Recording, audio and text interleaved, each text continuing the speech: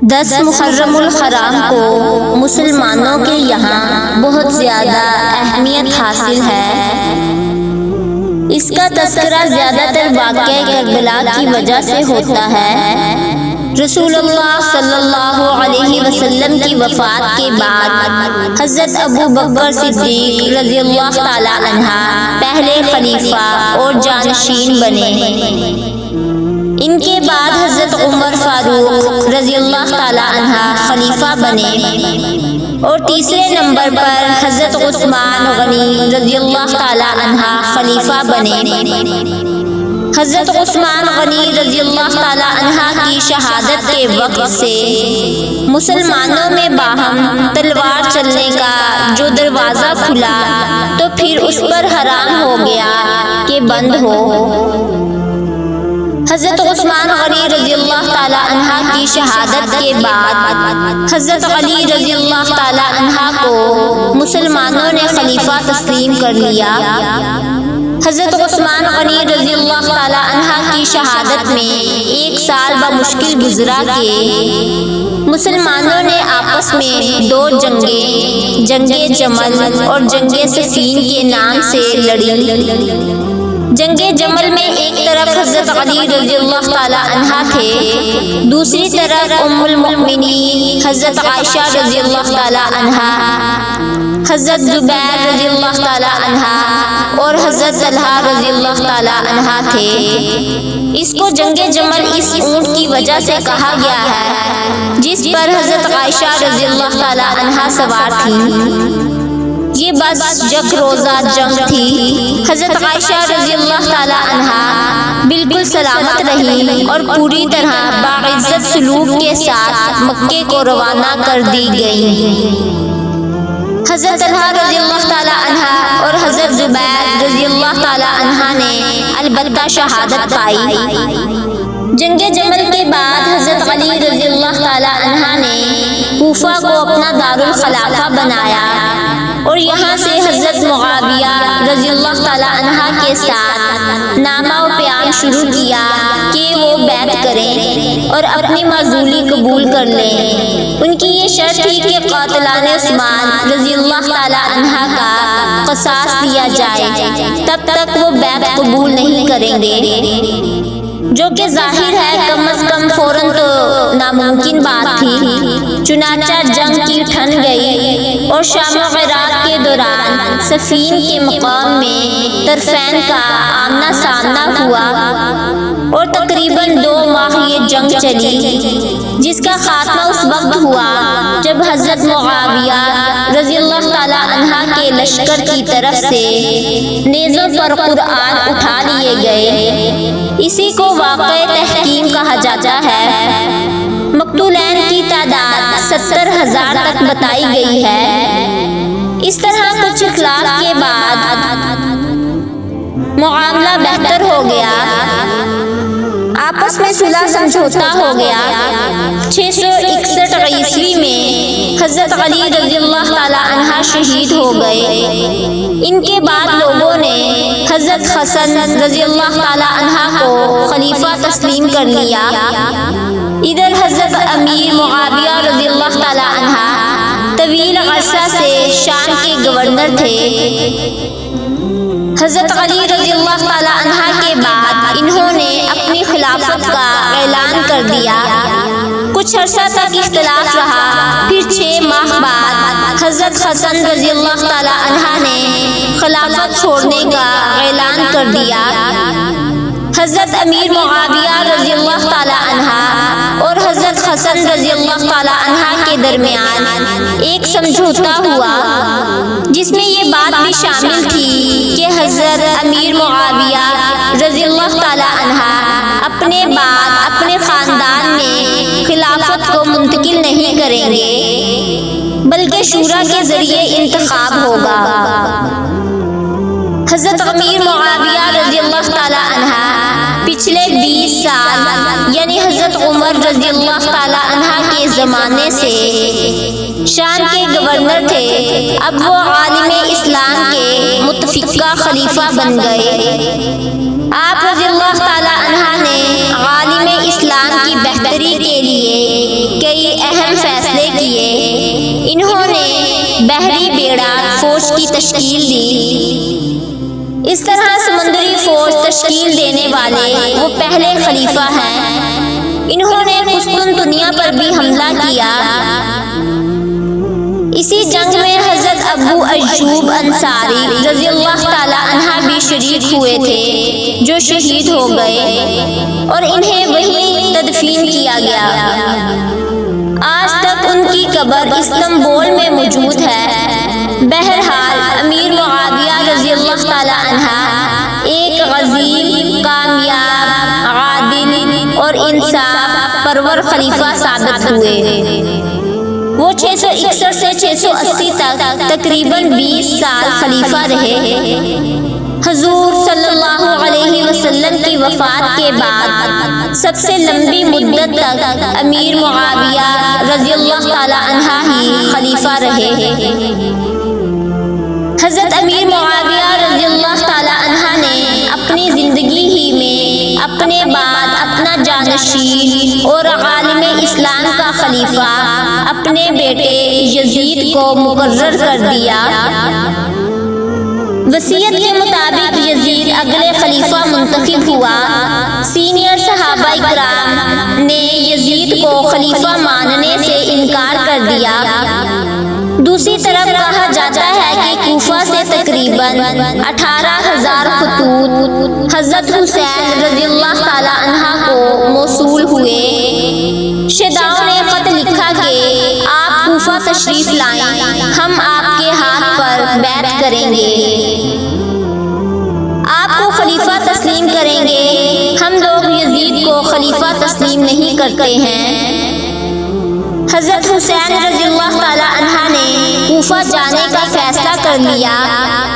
حضرت حسین رضی اللہ تعالی عنہ کا ماننا تھا کہ یزید کا خلیفہ رہنا ظالم کی حکومت کو تسلیم کرنا ہے۔ یزید کی خلافت اسلام اور شریعت کے خلاف ہے۔ یزید بن معاویہ کی ذاتی شخصیت بھی تنازع کا شکار تھی۔ کہا جاتا ہے کہ یزید شکار، تفریق اور شراب کا عادی تھا۔ لوگوں کا ماننا تھا کہ اس میں خلیفہ بننے کی اہلیت اور صلاحیت نہیں ہے۔ یزید ہر حال میں حضرت حسین رضی اللہ تعالی عنہ سے بیعت لینا چاہتا تھا، کیونکہ حضرت حسین رضی اللہ تعالی عنہ حضور صلی اللہ علیہ وسلم کے نواسہ تھے۔ ان کی بیعت کے بعد ہی یزید کی خلافت مستحکم ہو سکتی تھی۔ حضرت حسین رضی اللہ تعالی عنہ انہیں نااہل سمجھتے تھے اور اسے ہٹانا اپنا فرض مانتے تھے۔ کوفہ والوں پر بھروسہ کرتے ہوئے حضرت حسین رضی اللہ تعالی عنہ پہلے مدینہ سے مکہ روانہ ہوئے۔ وہاں اہل بیت، جانثاروں اور ساتھیوں کے ساتھ کوفہ کے لیے نکل گئے۔ مکہ میں اس وقت عبداللہ بن زبیر رضی اللہ تعالی عنہ تھے۔ انہوں نے حضرت حسین رضی اللہ تعالی عنہ کو روکا اور کہا، آپ یہیں رہیں، مکہ میں ہی رک کر خلافت قائم کرنے کی کوشش کریں۔ حضرت حسین رضی اللہ تعالی عنہ نے کہا کہ ہم حق کی خاطر ہر حال میں جائیں گے۔ آپ رضی اللہ تعالی عنہ کا ارادہ پختہ تھا، وہ رکے نہیں اور یہاں سے کوفہ کے لیے روانہ ہو گئے۔ دوسری طرف یزید کو پورے معاملے کا علم ہو چکا تھا۔ کوفہ میں اس کے گورنر اس وقت نعمان بن بشیر تھے۔ مورخین کا کہنا ہے کہ نعمان بن بشیر بنو امیہ کے گورنر ضرور تھے، لیکن وہ یزید کو خلافت کا حقدار نہیں سمجھتے تھے۔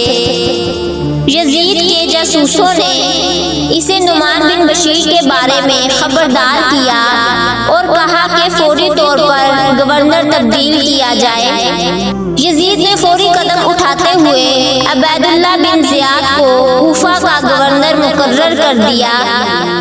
عبیداللہ بن زیاد بنو امیہ کا بہت بڑا شیدائی اور حضرت حسین رضی اللہ تعالی عنہ کا بہت بڑا دشمن تھا۔ اس نے پورے کوفہ کی چھان بین شروع کر دی اور بصرہ میں بھی اس نے ناک بندی کر دی۔ حضرت حسین رضی اللہ تعالی عنہ سے رابطہ کرنے والوں کو گرفتار کرنا شروع کر دیا۔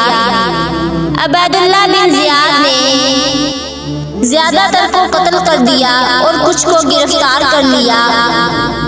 کوفہ میں حضرت حسین رضی اللہ تعالی عنہ نے اپنے چچا زاد بھائی مسلم بن عقیل کو اپنا نمائندہ بنا کر بھیج رکھا تھا، یہ جاننے کے لیے کہ کوفہ والے کتنے سچے اور وفادار ہیں۔ حضرت مسلم بن عقیل جب کوفہ گئے تو لوگوں نے ان کا ساتھ دیا، ان کے ہاتھ پر بیعت کی۔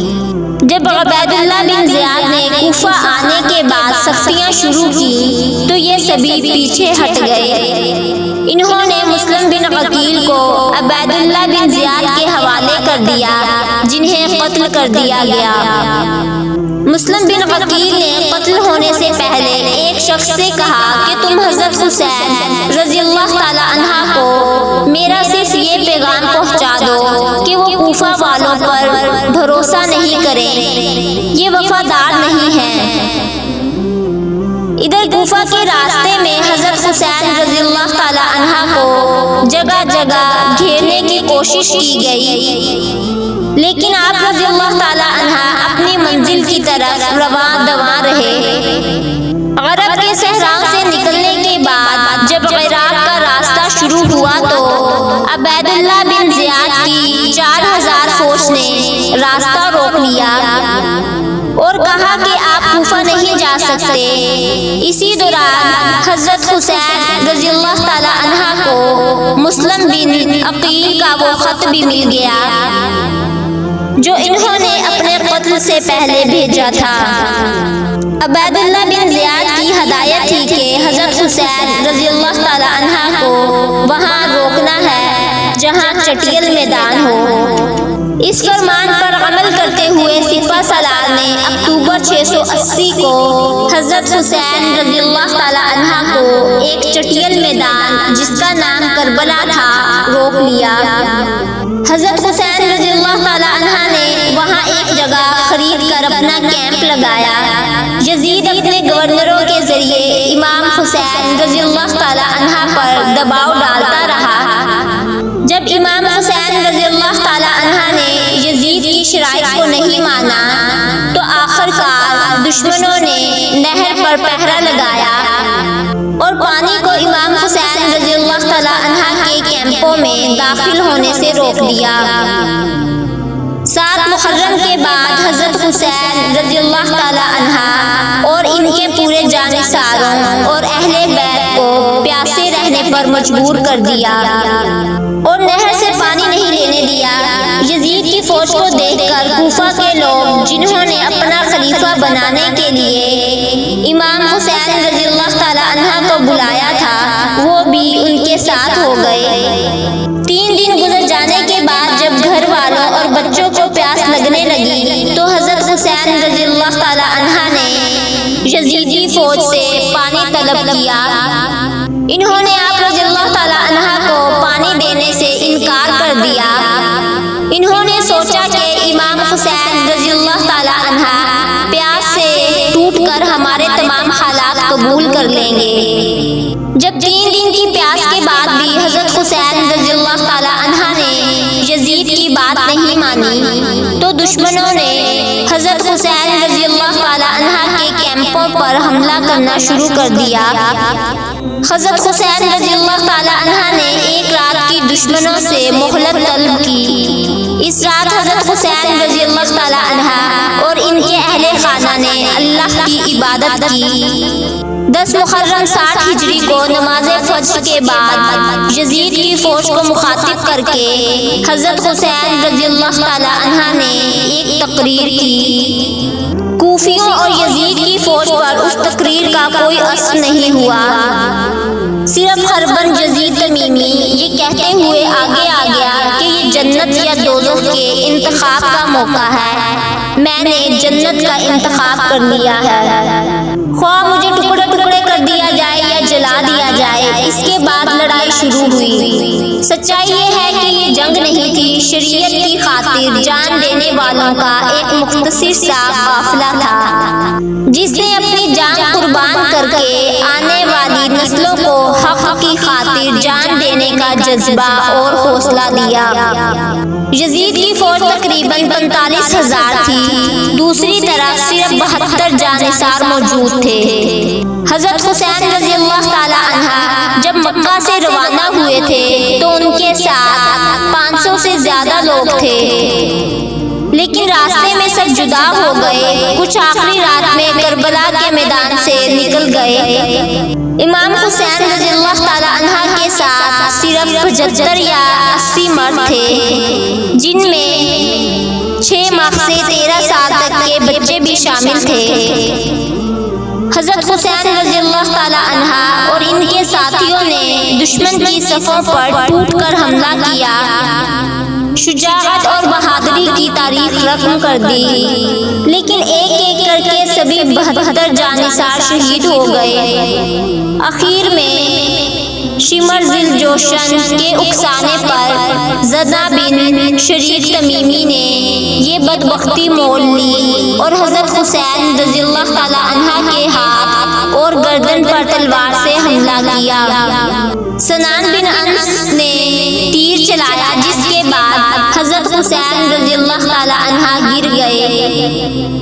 ان کے گرنے پر شمر ذل جوشن ملعون نے حضرت حسین رضی اللہ تعالی عنہ کا سر پیچھے کی طرف سے کاٹ کر جسم سے جدا کر دیا اور عبید اللہ ابن زیاد کے حکم پر حضرت حسین رضی اللہ تعالی عنہ کا سر الگ کر کے جسم کو گھوڑوں کی ٹاپوں سے رون دیا۔ اس کے بعد تمام شہدائے اہل بیت کے سر کو نیزوں کی نوک پر رکھ کر پہلے ابن زیاد کے دربار میں لے گیا، اس کے بعد دمشق میں یزید کے دربار میں پہنچا دیا۔ صرف حضرت زین العابدین زندہ بچے، کیونکہ وہ بیماری کی وجہ سے جنگ میں شریک نہیں ہو سکے تھے، اور علی بن حسین رضی اللہ تعالی عنہ جنہیں عمر بن سعد نے بچا لیا تھا۔ کربلا کے واقعے نے عالم اسلام اور مسلمانوں پر گہرا اثر چھوڑا۔ ایک طرف جہاں یہ حادثہ حق اور صداقت کی خاطر جان دینے کے لیے مثال بن گیا، تو دوسری طرف مسلمان 2 حصوں میں تقسیم ہو گئے، سنی اور شیعہ۔ شیعوں نے اس واقعہ کو اپنی ثقافت کا سب سے اہم حصہ مان لیا۔ 10 محرم القرآن کو جلوس نکالنے، تعزیہ بنانے اور مجلس منعقد کروانے کا سلسلہ اسی کربلا کے میدان اور حضرت حسین رضی اللہ تعالی عنہ کی دردناک شہادت سے جڑا ہے۔ کچھ لوگ اسے بدعت مانتے ہیں، کچھ لوگ اسے ثقافت اور مذہب کا حصہ سمجھ کر انجام دیتے ہیں۔